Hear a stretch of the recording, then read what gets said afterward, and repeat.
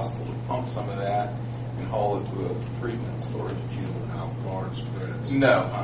And then at that point, you backfill the site, put in monitoring wells, and determine if it would be necessary to install a treatment system to clean up the ground.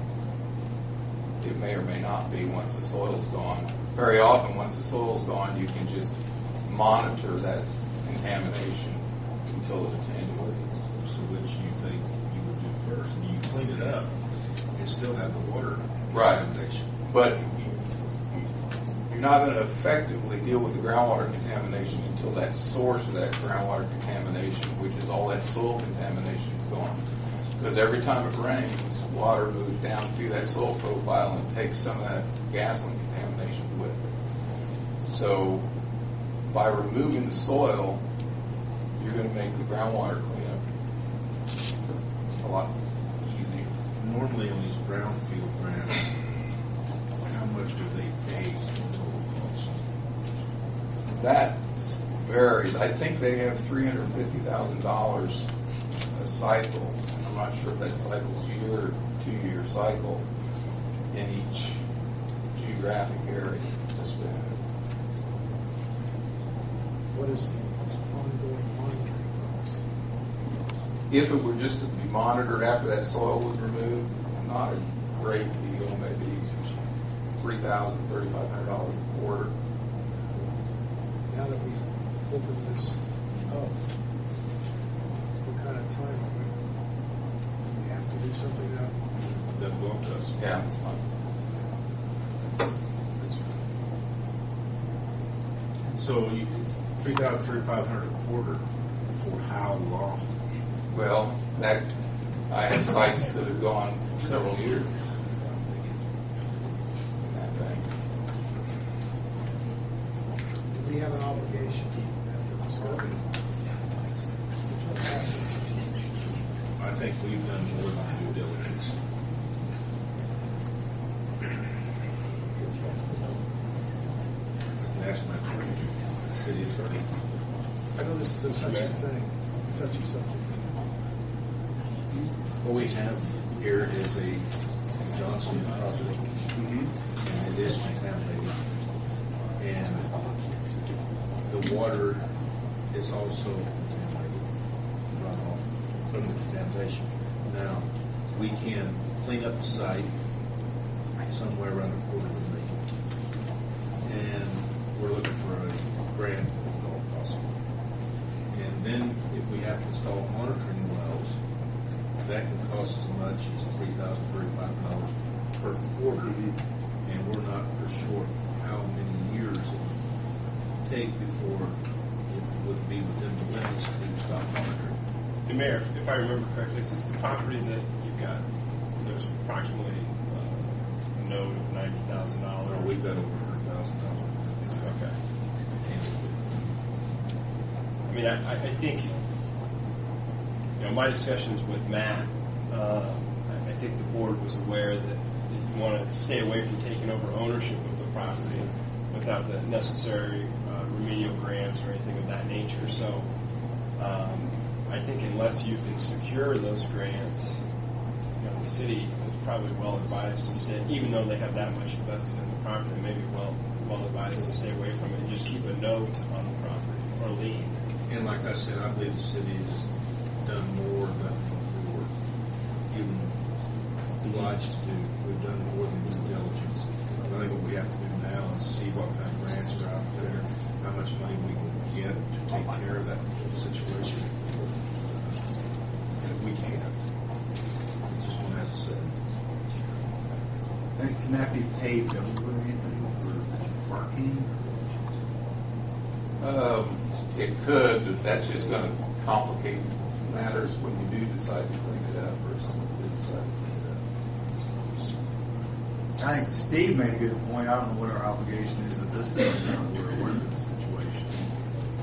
Tim, we wouldn't be under any legal obligation, I suppose. But I'm unaware of any legal obligation that you're under at this point. I mean, what will be once, if you were to take ownership or take some put yourself in the chain of title, but with a lien, I don't think you're opening yourself up to any sort of environmental liability. Yeah, I believe at one point there was a gas station on all four corners of the square, wasn't there? People really want to start digging.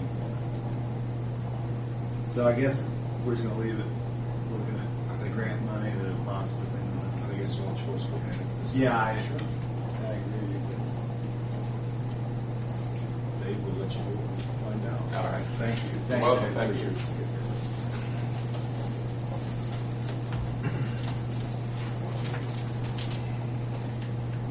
Next on the agenda is, we've got several this gentleman, Mr. Foster Camper, the NRCS debris removal grant.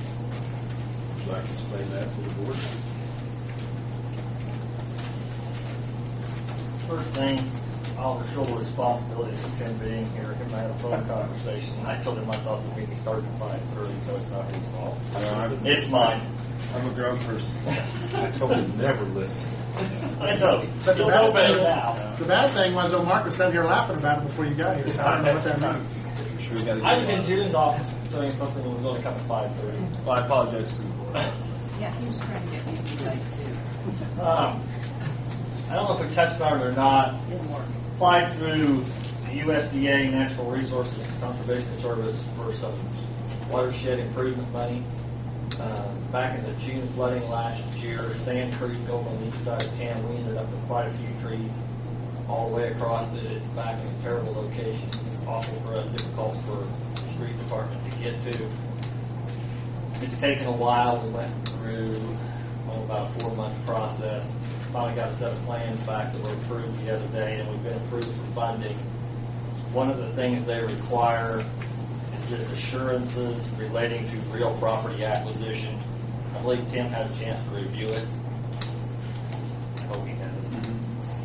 And what I need is the Board of Works signatures on one copy of it so that we can forward it back to NRCS and then start the process of obtaining funding. So this is just the application for the grant? No, that's the actual plan. Oh, okay. I applied 4 months ago. That was done by an engineer with NRCS, and those are out right now for bids. Matter of fact, there's 3 contractors we're looking at. As soon as I get the bids in, I forward it back to them, and if they find it to be equitable, reasonable, they'll go ahead and approve it. I remember I talked to you much about this, but it's like here you have 2 standing trees. How large trees are those? And who actually owns them? One of them's approximately 24 inches. The other one's probably about 16. They're on a sheer bank just off to the side. I've spoken with the property owner, and Tim's also been given a right of entry document. And before we'll be doing anything, we have to have a right of entry to get in and access it from one side, and we have to get a right of entry from the other side to remove 2 trees that are actually still on the back slope. Are those going to be cut down for the landowner to remove? No, they'll be brought down and removed, because the only way they're going to go is down the creek. It's probably about I'd say probably close to 20-foot sheer bank down in there. And it's probably a third of the way up. The concern is they're going to fall shortly. So they're going to go ahead and cut both of them while they're here. What trees are they? What kind of trees? Out here. The reason I The asked, kind that have leaves on them in the summertime, I don't know. the reason I asked, some of them do have some value to them. Yeah, I know, but I don't have a clue. I didn't pay any attention. So they're not Quoting pine on that. trees. Yeah, they're not conifers, they're deciduous. That's all I can tell you.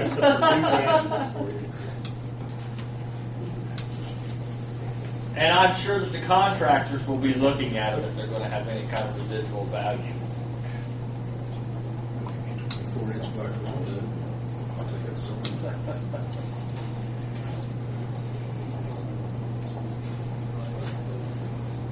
I guess you can submit a bid if you'd like.